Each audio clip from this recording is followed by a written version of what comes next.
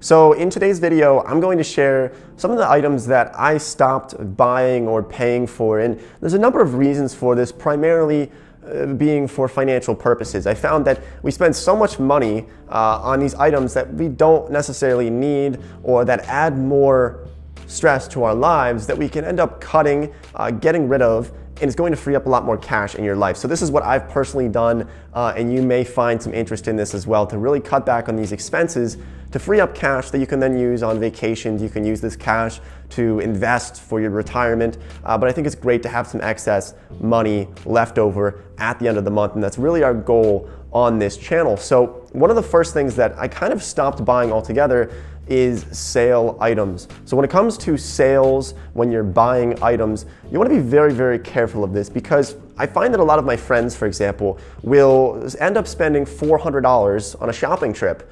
And they'll say, actually, it used to be $1,200. I saved $800 because I got these things on crazy sales. It was 60% off, and I got such a great deal for only $400. But then my thought process is more so, you really didn't save $800. You spent $400. You have $400 less in your bank account today than you had yesterday. So that's really how I view it. And you want to just kind of think about this going forward, that just because something's on sale doesn't necessarily mean that you are going to save money on this item. So I try my best to not be affected by sales. When I want something, when I need to buy something, I'll just go and buy it. And I won't really try to be affected too much by sales. Now, there's obviously times where sales can make sense, where it's coming up on winter and there's summer items that are on sale, or vice versa. If it's winter and you want to buy summer items, that could just make more sense. You could save more money. But we're talking about the 70% off carpet blowout sale or the mattress blowout sale, the ones that happen all the time. Same for cars as well. It's really kind of my idea is that you're going to pay market price for most items, so I just don't bother trying to get as many sales as some other people might do. And this actually goes for couponing as well. I've seen people use coupons and end up spending twice as much money as somebody who doesn't use coupons, because they're buying items that they just have no use for or no need for, but they think that they need to buy 3 to get 1 free, and they end up just spending so much more money. So just keep that in mind as you go forward with buying items in the future, and the psychology of purchasing things and how that really affects you. Another thing that I stopped buying almost altogether is any type of drinks, whether it be sugary drinks, even a lot of alcohol. I don't really buy it, it just kills brain cells. But the average American consumes over 44 gallons of soda per year, and that explains a lot of the health problems that we have in America. But it's really not only a financial expense, it's going to cost you a lot of money buying sugary drinks, buying soda, even fruit juice in a lot of cases, or bottled water. Don't even get me started on that. But they're all things that you just don't really need to pay for. I just drink tap water. I filter it through a Brita filter, or you can even get a more fancy filter if you'd like, for $30, and you're good for quite some time by just drinking water. I don't really need anything else. And this isn't really actually for really financial reasons. It's more so just because most drinks and fluids that you put into your body that aren't water, they're not going to be very healthy for you. In a lot of cases, they're loaded with sugar, and it's just not good for you. So that's what I've done, and it really has saved me a lot of money and probably made me a little bit healthier. Now, maybe you saw my last video. I'm still not a great cook. I'm getting better. I put some butter on my eggs today, so that's probably better that they didn't stick to the pan.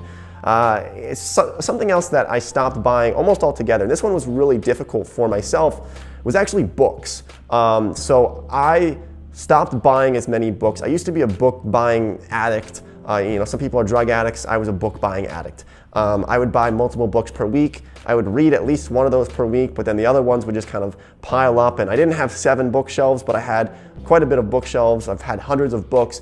What I started doing now is I still read a lot. I think reading is amazing, and I think it's a great financial investment as well, to gain some knowledge, increase your human capital. It's something that people can't really take away. You can take away somebody's money, you can rob somebody, but it's difficult to take away people's knowledge that they have in their brains. So I love buying books, but now what I do is when I buy a book, I'll read it, and I find that once I read a book, I'm probably not going to read it for quite some time again. Maybe I'll read it a few years later. But what I do now is I just give them away, usually to friends, family. I love just giving books away to people because I think it's just a great kind of, not a gift, but just, we talk about something. I say, if you're looking for a good book, I have some that I just read, you can have them, and I don't want them back, because I found it really did create a lot of clutter. So even when I moved into this apartment, I didn't really move in with any books. I usually have maybe 5 or 6 books on hand that I'll read over the span of a month or a month and a half, and then I'll just give them away. You can also go to your free local library and get them, or you can listen to audiobooks on audible.com. I'll leave a link down for that in the description. I guess it's a good plug there to get 2 free audiobooks if you're interested using Amazon Audible. And I think it's a great way to just consume content passively throughout your day on your commute to work by just listening to Amazon Audible. So links down in the description for that one. Something else that I stopped doing is actually overbuying food. So this is an interesting topic because we've talked so much about food on this channel, and we talked about why it's important to make your own food instead of going out at restaurants to eat. But at the same time, you want to be careful that you're not spending too much money on food. And I find that this is actually kind of a problem for some people, where they'll go to, say, Costco or Sam's Club or BJ's or some of these other wholesale stores, and they'll spend so much money on food, and then this food goes bad after a week. They buy 4 loaves of bread, which actually I bought 3 loaves of bread. I go through a lot of bread, but I eat that bread every week. But some people will, buy, say, eggs, or they'll buy too much meat, and then they won't use it, or they forget to freeze it. It sits in their fridge for a couple of weeks, and then it goes bad. So make sure that there's a balance there, that you're buying in bulk to save money, but at the same time, not buying too much bulk where the food goes bad and you can't eat 7 heads of lettuce within the next couple of days, and so you have to throw them out. It creates a lot of waste financially, but also for the environment, sustainability in general. It's just not very good to do. Now, the next one here, I know people are going to disagree with this, and it's not something that really works for everybody, but it's something that I've been able to do, and that's by actually cutting down transportation costs quite a bit by actually not having a car. And I didn't think this was possible for some time because I've always had a car, but it works for me. I'm 21, so I don't have kids to take care of. I don't have to drive an hour to work, and I live in a relatively urban area. So if you look at the most expensive things in our lives, it's housing, then it's transportation costs, which is about $8,000 per year, then it's food costs. So if you're really trying to cut back quite a bit, see if you can find a way to not have a car. And like I said, I really didn't think it was possible for me because I thought, what about that one time that I have to drive to the airport, or I have to drive an hour to go to a doctor's appointment somewhere in a different state for some weird reason.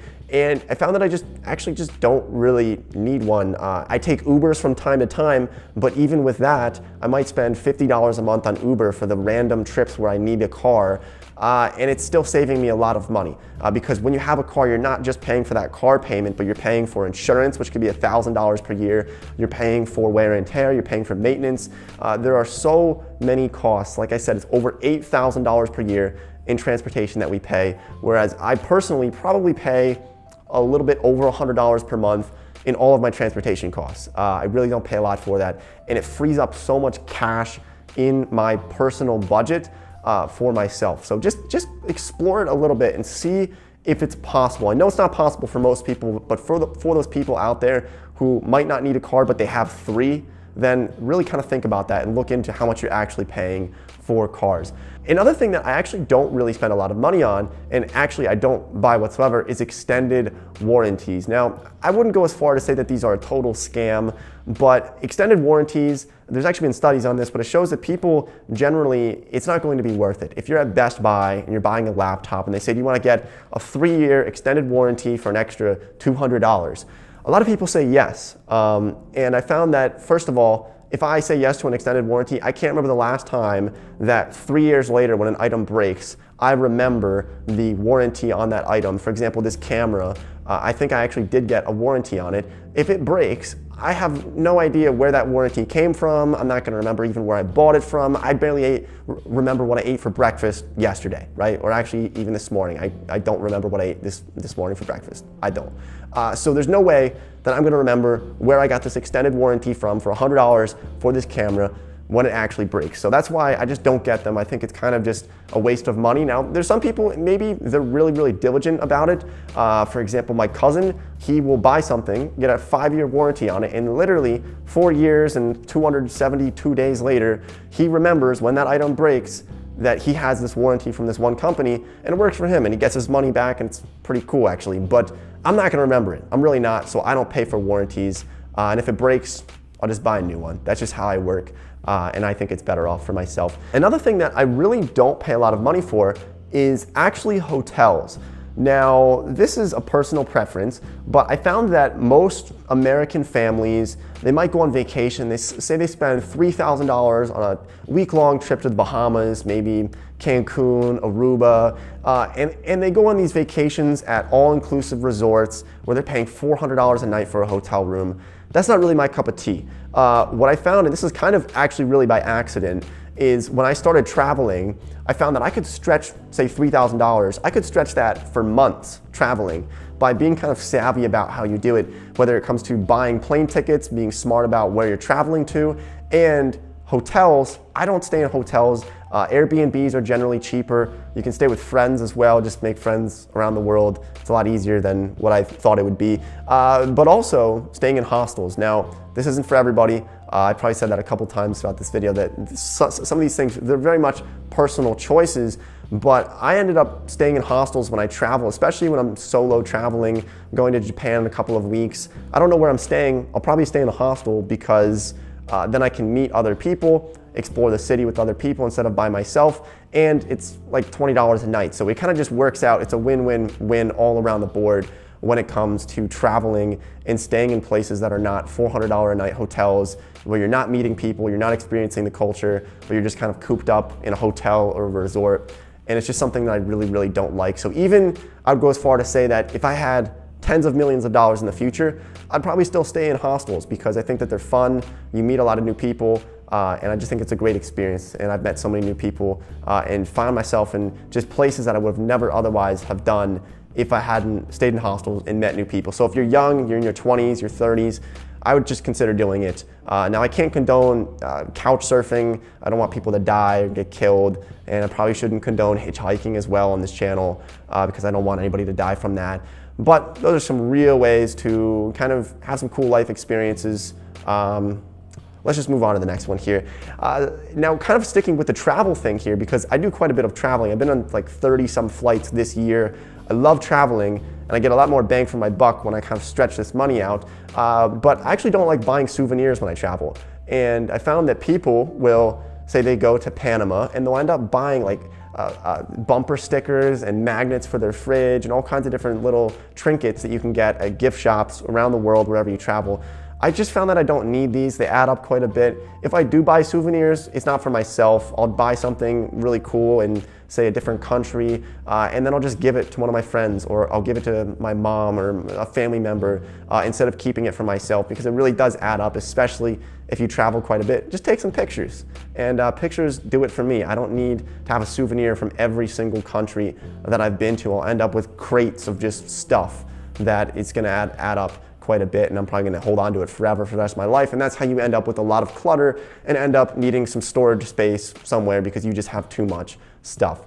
Now, one of the other things that I wanted to really bring up here, something that I think people should really, really be careful about, is investing in things that you don't really understand. So this doesn't really go with the things that I stopped buying, but where I stopped putting my money is investments that I do not understand. So a great example of this would be something like cryptocurrency. I'm not an expert with cryptocurrency, and I remember the whole Bitcoin craze in late 2017, early 2018. I didn't really understand it. People told me I was a fool for not putting all my money in Bitcoin. They just threw $30,000 in it. Maybe it worked out for some of them, maybe it didn't for others. But I didn't understand it well enough, so I didn't want to invest into it. And that's kind of my philosophy. The biggest tip that I could have here for anybody thinking about their investments, their financial future, is to just make sure that you understand what you're actually putting your money into. If you have a financial advisor and they're putting money into investments or mutual funds or 401ks, Roth IRAs, retirement accounts, whatever it is, make sure that you understand this. Just take an hour, take a day, and sit down and say, what am I putting my money into? If it's in a bank account, what kind of protections do I have with that? If I'm putting it into mutual funds, what's in that mutual fund? How does that mutual fund actually work? Make sure that you understand that, because this is when people really get into trouble. There could be a massive bubble and nobody sees it coming because they just blindly invest money. So make sure that you do your due diligence on that, and you're gonna feel so much better when you actually know where your money's going. And we have plenty of videos on that when it comes to personal finance and investing and being aware of what it is that you're actually investing into. So I also don't pay for name brand drugs. If you look into FDA regulations, they're very strict about medicine and drugs and which ones are being sold over the counter and the different guidelines for that. So this probably doesn't even save me much money. It's probably literally like a couple of dollars, but it's still something that does add up, paying for the name brand drugs versus the off-brand, store brand. And that really goes for anything, even food as well. Paying for name brand items. Sometimes they're literally made in the same factory, but they just slap a different label on it and can charge you 25% more by having a brand that you recognize. So just paying for the things that are store brand, it's gonna save you a lot of money over your lifetime. It's something that's worth it for me. So hopefully you found some value in this video. Like I said, most of these are for financial reasons or just to cut back on things that I'm buying or paying for in my life. Frees up a lot of cash, and it makes me happier. So if you found any value in this video, make sure you drop a like, subscribe if you haven't done so already. I'll bring you out lots of new videos related to these topics. So thanks for all the support on the channel. I really do appreciate it. And I'll see everybody next time.